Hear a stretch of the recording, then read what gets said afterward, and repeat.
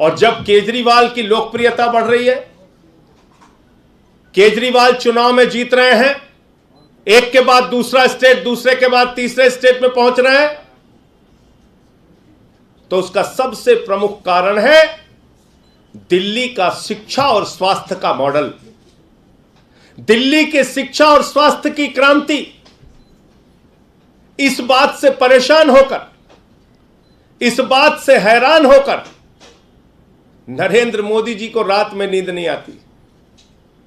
उनको सिर्फ एक ही चिंता लगी रहती है कि कैसे केजरीवाल को रोकना है, कैसे शिक्षा मॉडल को रोकना है, कैसे स्वास्थ्य को मॉडल को रोकना है। लेकिन मोदी जी, मैं आपको बताना चाहता हूं, ना अब केजरीवाल आपसे रुकने वाले हैं, ना शिक्षा का मॉडल रुकने वाला है, और ना ही स्वास्थ्य का मॉडल रुकने वाला है। भ्रष्टाचारी जितना मर्जी ईमानदारी का चोला पहन ले, वह भ्रष्टाचारी ही रहता है। और आम आदमी पार्टी का भ्रष्टाचार एक बार नहीं, कई बार देखने को सामने आया है। आज मुद्दा है शराब के ठेकों का, शराब के ठेकों में हुए भ्रष्टाचार का। और इस विभाग के मंत्री हैं मनीष सिसोदिया जी। जिस दिन सीबीआई को जांच दी, उसी दिन शराब नीति को वापस लिया। अगर शराब नीति में कोई घोटाला नहीं था तो उसको वापस क्यों लिया? क्योंकि शराब के ठेकों में भ्रष्टाचार हुआ। शराब के ठेकों में दिल्ली में भयंकर भ्रष्टाचार हुआ। अरविंद केजरीवाल और मनीष सिसोदिया की सांठगांठ सामने आई, इसीलिए शराब नीति को वापस लिया।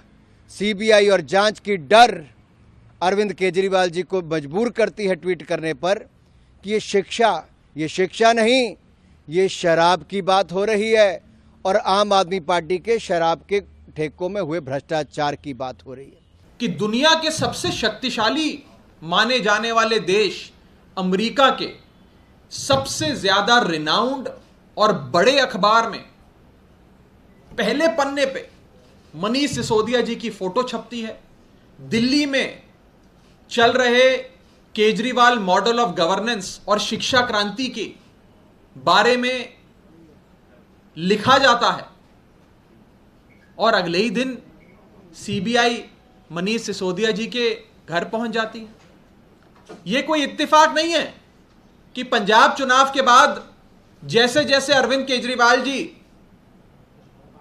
देश के कोने कोने में करोड़ों लोगों के दिलों में अपनी जगह बना रहे हैं, उसके तुरंत बाद सीबीआई जैसी एजेंसियां हम पर छोड़ दी जाती हैं।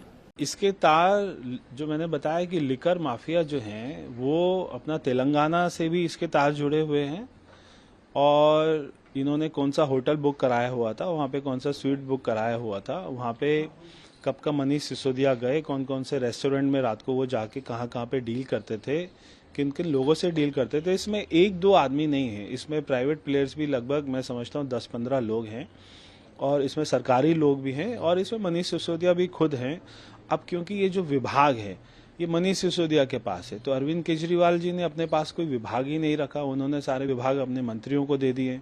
तो जो भी भ्रष्टाचार हो रहे हैं उनके आरोप सीधा मंत्रियों पे लग रहे हैं। अगर यही विभाग, वित्त विभाग, अगर मनीष सिसोदिया के पास, अरविंद केजरीवाल के पास होता तो आज वो जेल जाते हैं।